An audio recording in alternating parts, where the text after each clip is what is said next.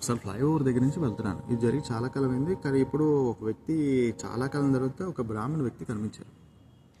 అతను పౌరోహిత్యం చేస్తుంటారు. అతను ఏంటంటే నన్ను ఆపి నాకు నన్ను చూసి నమస్కారం చేశారు. చేసి సార్ ఎలా ఉన్నారు అనేసి అది పలకరిస్తూ అతను వేరే వ్యక్తికి వేస్తే అప్పుడే మాట్లాడి వచ్చాడు. ఒక వ్యక్తిని చూపించాడు.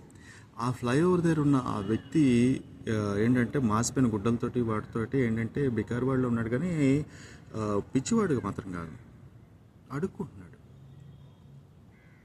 ఆకలితో అతను అడుక్కుంటున్నాడు. ఎంత దీర్ఘంగా పరిస్థితి ఉన్నదంటే ఒంటి మీద రక్కులు కురుకులతో అత్యంత చండాలంగా ఉన్నాడు ఆ వ్యక్తి. అయితే ఇతను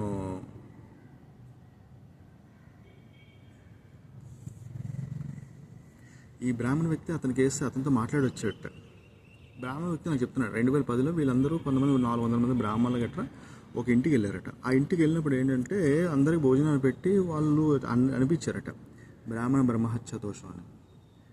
బ్రాహ్మణ బ్రహ్మహత్య దోషం అంటే దాని అర్థం ఏంటి? ఎక్కడ జరిగింది, వాళ్ళ వల్ల ఏదో బ్లడ్ మిస్టేక్ జరిగింది,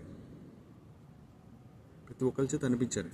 కానీ ఒకటండి, దానికి సంబంధించి ఏంటంటే నేను అంటున్నాను కాదు, పోనీ అది పక్కన పెట్టండి. భగవంతుడు అన్నవాడు ఎవరికైనా అపకారం తలపెడితే ఏం బాగుపడతారండి? అసలు నాకు తెలియగడతాను.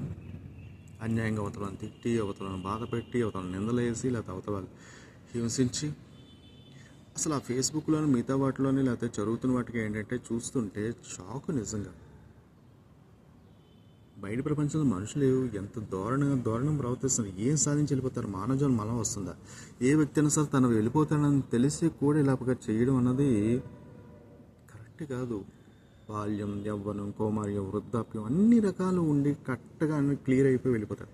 కానీ వీళ్ళు చేసిన పనులు వీళ్ళు తరతరాలు వస్తుంటాయి. మర్యాద రామన్ సినిమాలో డైలాగ్ ఉంది ఏంటని, పెద్దల తలకు ఆస్తులు కావాలి కానీ పెద్దల తలకి పగలొద్దా అని.